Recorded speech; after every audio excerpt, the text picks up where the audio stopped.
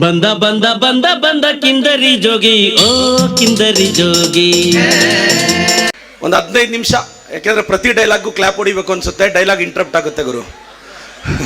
Sir ಈ ಟೈಮಲ್ಲಿ comedy ಬೇಕಾ ಸರ್? ಏನಿಯಾವ್ ಎಲ್ಲ ಮಂಡ್ಯದ ಜನತೆಗೆ ನಮಸ್ಕಾರ ಅಕ್ಕ. ಎಲ್ಲ ಯಂಗ್ಸ್ಟರ್ಸ್ ಇದ್ದೀರಾ, ಜೀವನದಲ್ಲಿ ಏನೋ ಸಾಧಿಸ್ಬೇಕು, ಅಚೀವ್ ಮಾಡಬೇಕು, ಕಡ್ದು ಕಟ್ಟೆ ಹಾಕ್ಬೇಕು ಅಂತ ಕನಸಿರುತ್ತೆ. ಏನಾದ್ರೂ ಅಚೀವ್ ಮಾಡೋಣ ಅಂದ್ರೆ ಅಭದ್ರತೆ ಬರುತ್ತೆ. 4 ಜನ ಮೆಚ್ಚೋ ತರ ಬದುಕೋಣಂದ್ರೆ 4 ಜನ ಸತ್ತೋಗ್ತಾರಲ್ಲ, ಆ ಕಾರಣಕ್ಕೆ ಯಾಕೆ ಅಚೀವ್ ಮಾಡ್ಬೇಕು ಅನ್ಸ್ಬಿಡುತ್ತೆ. ಏನ್ಲ ಶಿಷ್ಯ, ಬೆಳಿಗ್ಗೆ ಬೆಳಿಗ್ಗೆನೆ ತಲೆಗೂಳ ಬಿಡ್ತಾ ಇದೆಯಲ್ಲೋ. ಬಹಳಷ್ಟು ಜನ ಬ್ಯೂಟಿ ಇಲ್ಲ, ಸೌಂದರ್ಯ ಇಲ್ಲ ಅಂತ ಕೊರಗ್ತಾ ಇರ್ತಾರೆ. ನಾನು ಹೇಳ್ತಾ ಇರ್ತೀನಿ, ಐಶ್ವರ್ಯ ರೈ ಆಗಕ್ಕೆ ಅದೃಷ್ಟ ಇರ್ಬೇಕೇನೋ, ಮದರ್ ತೆರೇಸ್ ಆಗಕ್ಕೆ ಮನ್ಸಿದ್ರೆ ಸಾಕಲ್ಲ. ಸೂಪರ್, ಆಹಾ ಏನ್ ಡೈಲಾಗ್ ಹೊಡೆದೆ. ಏಯ್, ನೀನ್ ಹೇಳೋ ಡೈಲಾಗು ಸ್ಟೇಜ್ ಮೇಲೆ ಮೈಕ್ ಇಟ್ಕೊಳ್ಳಕ್ ಮಾತ್ರ ಚಂದ, ನಿಜ ಜೀವನಕ್ಕಲ್ಲ. ನೀವೆಲ್ಲ ಮದರ್ ತೆರೇಸಾ ತರ ಸೇವೆ ಮಾಡೋ ಮಟ್ಟಕ್ಕೆ ಬೆಳಿಬೇಕು ಅನ್ನೋದು ನನ್ನ ಆಸೆ. ಬಹಳಷ್ಟು ಜನ ಯುವಕ ಯುವತಿಯರಿಗೆ ಬದುಕೊಂದೊಂದ್ಸಲ ಬೇಜಾರಾಗುತ್ತೆ. ಬೆಳಗ್ಗೆ 9 ಗಂಟೆಗೆ ಸ್ಕೂಲ್ ಬೆಲ್ಲು ಬೇಜಾರು ತರಿಸುತ್ತೆ, ಅದೇ ಸ್ಕೂಲ್ ಬೆಲ್ಲು 4 ಗಂಟೆ ಖುಷಿ ಕೊಡುದ್ ಗುರು. Time ಕಾಯ್ಬೇಕಷ್ಟೇ, time ಕಾಯ್ಬೇಕು. 4 ವರ್ಷದ ಬರೀ ಟಾಟಾ ಬಾಬೆ ಕಥೆನೇ ಹೇಳ್ತಾ ಇದೆಯಲ್ಲ. ಬಹಳಷ್ಟು ಜನ ದಂಪತಿಗಳಿದ್ದೀರಾ ಸರ್. ಈ ಮದುವೆ ಅನ್ನೋದೊಂದು ಬ್ಯೂಟಿಫುಲ್ ಜರ್ನಿ.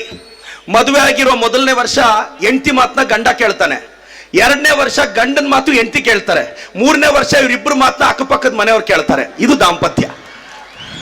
ನಿಂಗೆ ಹೊಟ್ಟೆ ಉರಿ ಹಂದಿ, ಇದು ದಾಂಪತ್ಯ.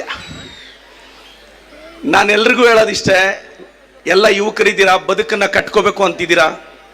ಜೀವನದಲ್ಲಿ ಗೆಲ್ಲೋದಿಕ್ 3 ಫಾರ್ಮುಲಾ ಇದೆ. ಮೊದಲನೇದು ಧೈರ್ಯ ಇರಬೇಕು, 2ನೇದು ತುಂಬಾ ಧೈರ್ಯ ಇರಬೇಕು, 3ನೇದು ಬಹಳ ಇಂಪಾರ್ಟೆಂಟ್, ಮೊದಲನೇದು 2ನೇದು ಮರ್ತೋಗ್ಬಾರ್ದು. ಗಟ್ಸ್ ಇದ್ರೇನೆ ಜೀವನದಲ್ಲಿ ಮೇಲ್ ಬರಕ್ ಸಾಧ್ಯ.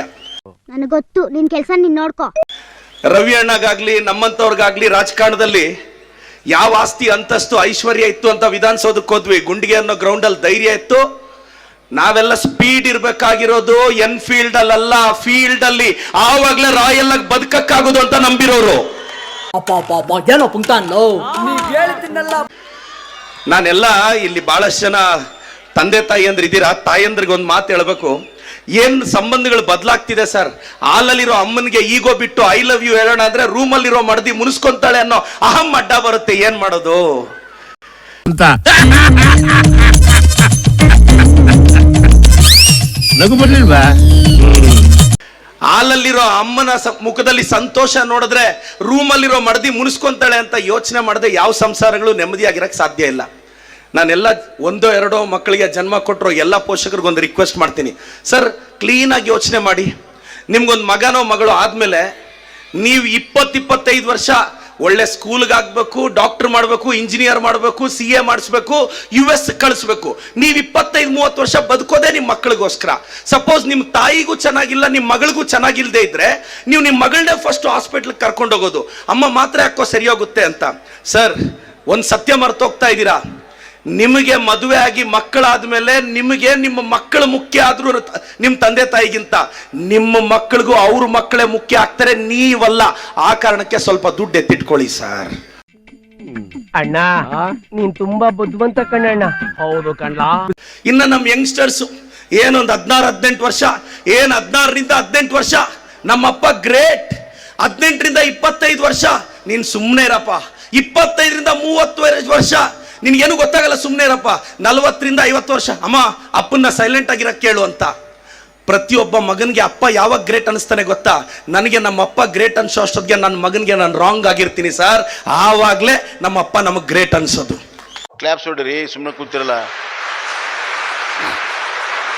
ಅಕ್ಕ, ಒಬ್ಬ ಹುಡುಗನ್ಗೆ ತಾಯಿ ಮುಖ್ಯನೇ ಹೆಂಡತಿ ಮುಖ್ಯನಾ ಅಂದ್ರೆ ಪಬ್ಲಿಕ್ ಸ್ಪೀಚಲ್ಲಿ ಡೈಲಾಗ್ ಹೇಳ್ಬೋದು, ಇಬ್ರು ಮುಖ್ಯ, ನನಗೆ ತಾಯಿನೇ ಮುಖ್ಯ ಅಂತ.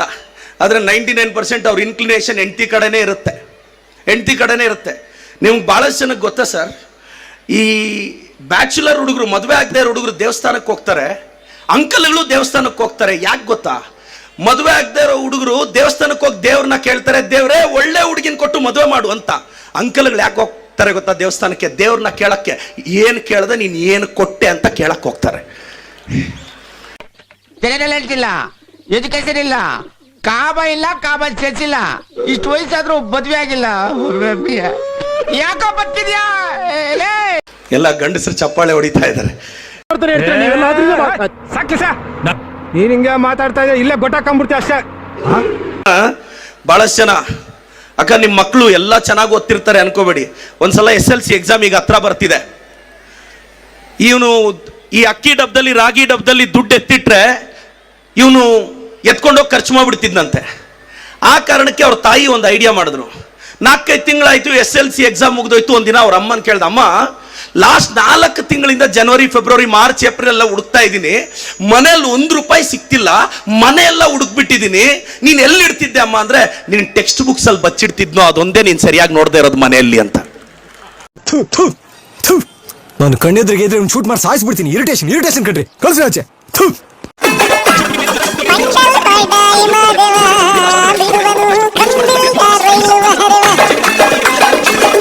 ಬಾಡಾಯಿ ಮಾದೇವ ಬಿಡುವನು ಕಂಬಿಲ್ಲ ರೈಲು ಹರವ. ಸಾಕು, ಕೈ ತಡ್ಕೊಳಕ್